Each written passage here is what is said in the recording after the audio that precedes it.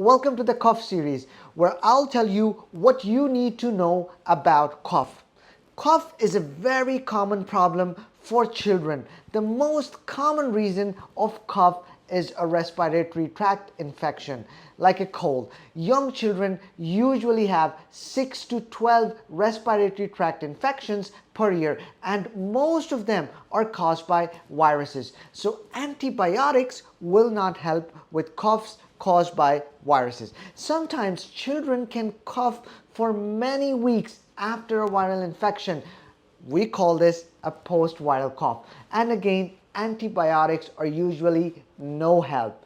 Sometimes a cough can be caused by a bacterial infection in the throat or the chest.